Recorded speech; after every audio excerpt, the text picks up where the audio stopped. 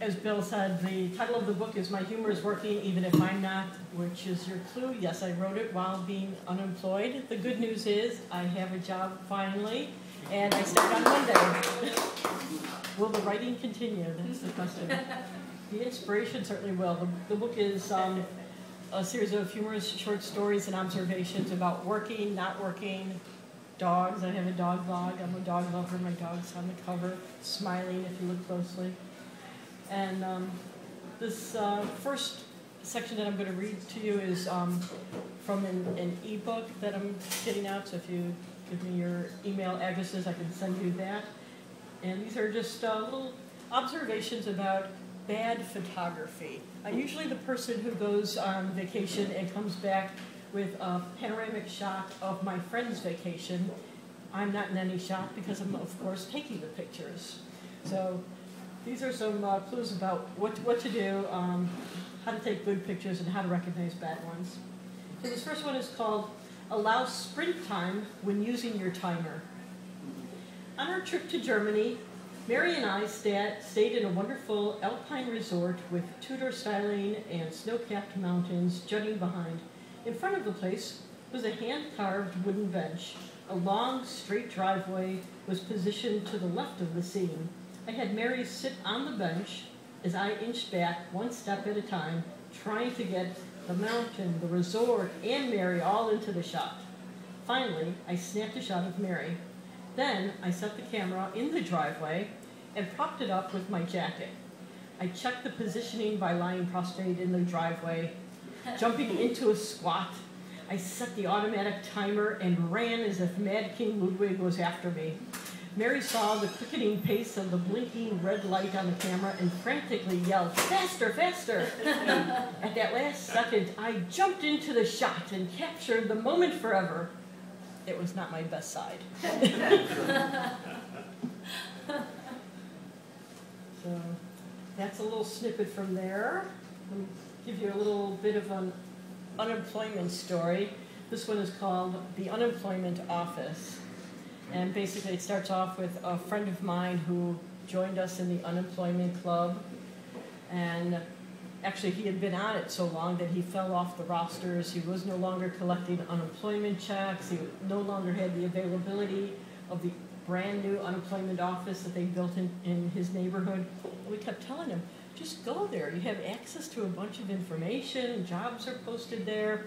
You can get anything you want. And besides, you're unemployed and it's for unemployed people. So he showed up at the location, and in a quiet corner, Hal found a small desk with paper and a pen. He sat down so he could blend in with all the others. No one else was standing or wandering around, so he grabbed a seat and figured that he'd make the observations from that point. An employee came up to him. She asked why he was sitting there, and he answered, "Is there a problem?" While she left, he assumed that there was none, which is kind of the first clue in dealing with government employees who ask you if there's a problem. Next to Hal's little desk was a table with some job postings. He picked up a few, went back to his little desk, and began to read through them. Pleased with his efforts at getting out of the house and finding a safe haven to conduct his job search, he picked up the pen conveniently placed on his little desk by some benevolent state employee and began circling possible job leads. Suddenly, a small shriveled shadow with a cap wiggled across the paper and the desk in front of him. Hal looked up to see the small shriveled man in the security cap at his little desk. In a voice that seemed way too loud for his size, he looked at Hal and said, "Sir, you'll have to leave now." Hal said that he was just looking for a job, and isn't that the purpose of the unemployment office? "Sir," came the reply, "you'll have to leave the desk now." "But all I want to do is find a job." "You'll have to leave the office, sir, now." Hal was walked to the front door. He stepped out into the freedom and fresh air, where he freely lit up a cigarette to help him contemplate the purpose of the unemployment office. Wasn't it there to help unemployed people?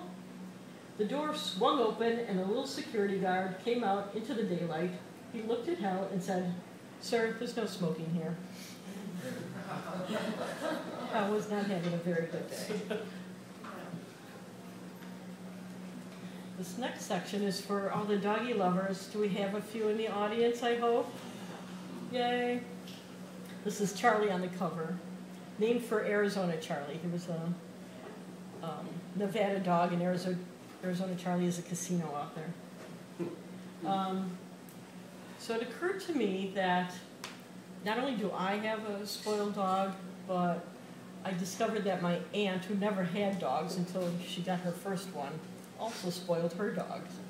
So I walked into her house and I saw my aunt on the floor of the kitchen cutting up little pieces of steak, yes, steak that she had made for the dog, and feeding the little pieces one by one to her precious little Bianca.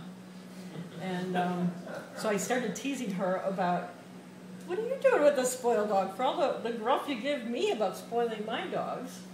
So she said, oh, I am never going to suppress you. You are never going to forget the time that you brought your dog, Harpo, to the veterinarian, only to discover that his problem was chapped lips.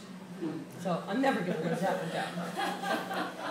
So I started collecting these stories about friends and other people that I heard about that had these ridiculously spoiled dogs. So I put together a list of these one-liners. He has his own webcam show, and your coworkers are fans. Actually, that was my story. I was in a team environment, and when things would get dull, everyone would yell out, "Put the dog show back on. Let's see what your dog is doing." I would have coworkers from across the hall calling me, "Oh, your dog is off the sofa. Are you being robbed? He's got access to the whole house." Let's see. Your dog had a better childhood than your grandmother. Many people can appreciate that one. I think you can. Let's see. She's named on invitations for backyard parties. Your neighbors know your dog's name before they learn yours. He has a special bark for the pizza man. There's a portrait of your dog on the wall with smaller pictures of the kids positioned below. Unfortunately, that was the true story of a friend of mine who was one of the small portraits below the dog's picture. Your coworkers seek you out on Mondays to hear about your dog's interesting weekend. You've taken so many pictures of your dog that he now barks at the camera, treating you like the paparazzi. Your friends say that they hope that their next lives are going to be dogs in your house. Let's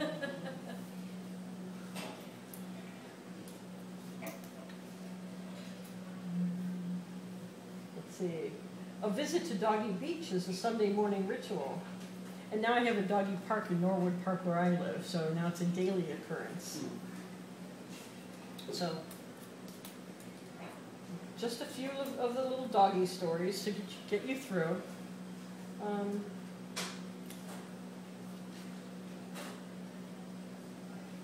This other story is about just kind of girl talk and observations. I was talking to a friend of mine.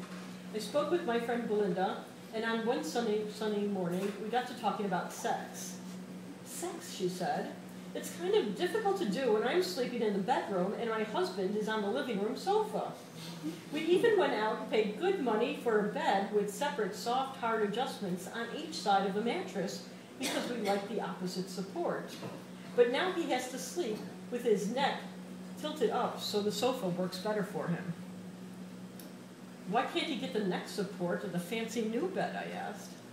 Well, I guess he could if the bed was against the wall so the pillows, could rest against the wall there.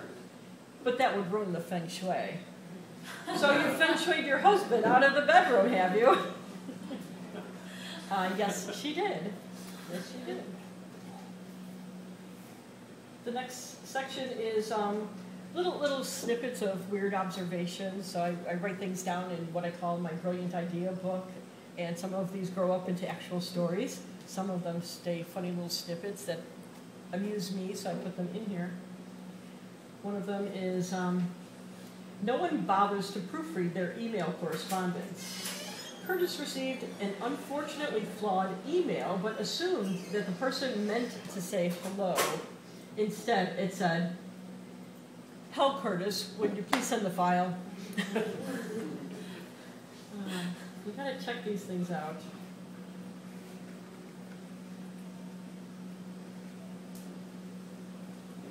One young administrative assistant ended a relationship with a man that she found out that she was younger than his t-shirts.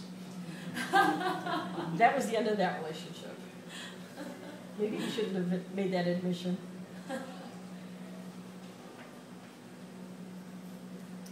A person that I know decided that he was a bad judge of character when he met and really liked someone on the new job, only to find out the next day that his new friend had been fired for stealing. I guess he turned out to be a bad judge after all.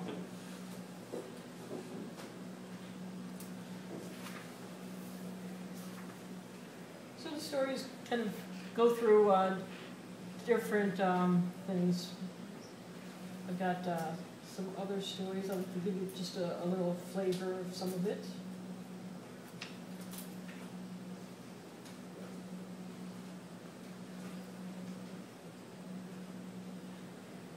This will get me ready for my new job on Monday. This one is called Cubicle Hierarchy. So do we have cubicle people here? Okay, so another way to tell your rank in the corporate pack is according to the size and or location of your cubicle. Some companies have cubicles of all the same size to ameliorate at least a portion of the pecking order mentality. Of course, if yours is the cube closest to the bathroom, it is pretty obvious how little you are valued. Our company has a cornucopia of choices, which adds to the pettiness one has to endure. We have mini mansions for people who actually live in McMansions. At home, they have theater rooms, great rooms, combination event rooms, and basements with the square footage of an Italian villa. Now we have cubicles that are the size of offices. They have the windows of offices, lacking only the privacy and real walls of an office. These are for people who climb over the competition to draw attention to themselves. The standard cubicle size is next. At our company, we refer to them as the townhouse size. There's enough room for a computer, desk, a file cabinet, and a place to hang your coat. Replace the coat closet with a hook on the side of the file cabinet, and you have what we call a condo. Finally, we have the corporate homeless. These are the people who work out of boxes. They've either been through too many reorganizations or work for someone who put very little thought into their workplace. The next step is the parking lot. And yes, I've been there at one company going through 5 different moves and literally just working out of a box. Like, why bother at this point? So how are we doing on time? Okay. Let's see. We'll try to find a good one for you to set you off and get you ready for the next person here.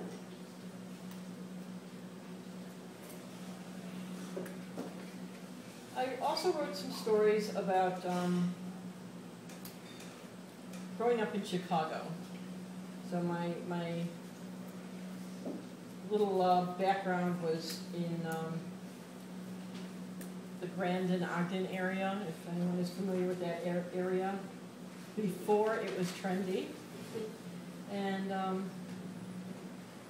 so in about 6th grade, the boys in the class decided to have their own little gang, and they made up some name for themselves. They made up their little secret handshake, and they thought they were cool. So a friend of mine and I decided that we would have our own gang, just the 2 of us. And this is our little story about our little gang. We were trying to come up with the name of our little gang. So what do you call a gang with two little girls in it? We couldn't figure one out. We kind of threw some names around. And yeah, that's a pretty lame name. I know. Why don't we come up with a name that's kind of funny, and we'll kind of call ourselves the Grand Avenue Girls, because it's not really a gang, it's a gag, G-A-G, Grand Avenue Girls. So we wrote gag all over the place, gag owns this, gag owns that, gag hates this gang, that one. And now we figured, okay, we're in the gang, we have a name and everything. Why don't we come up with an initiation for all the other people that are going to join our gang? So we're trying to think of what's a good initiation for it. I know, why don't we steal something? I know, let's set a limit like $100 worth of stuff. $100? That's a lot of stuff. And they have security there. We'll be put in jail. I thought of all the things you could get for $100 and agreed. Maybe $50 worth of stuff wouldn't get us thrown into jail. It's still a lot. She shook her head at me. By the time we kicked the bottle down Grand Avenue to Racine, we had the amount down to $5 of stolen loot. That's still a lot of running, you know. We'd have to run home all the way from Chicago Avenue. Maybe we could steal something from one of these little shops on Grand Avenue. She threw open her arms and took in the neighborhood. The grocer, the baker, the store shoe, the candy store. Are you nuts? Every one of the owners knows our parents. Ah, good point. With downcast eyes, we kicked the bottle down the street on Racine. Sophia kicked it softly toward me so we could hear the rolling clink of glass on the brick unpaved street. Kicking back the bottle, I said, we could always destroy some property. Like what? We can't break somebody's window or anything. Sophia cocked back her leg to kick the bottle back to me when she had a wild, gang-induced epiphany. I know, she squealed excitedly. We'll throw the bottle down the alley and break it. That was our initiation. Well, I hope you liked it.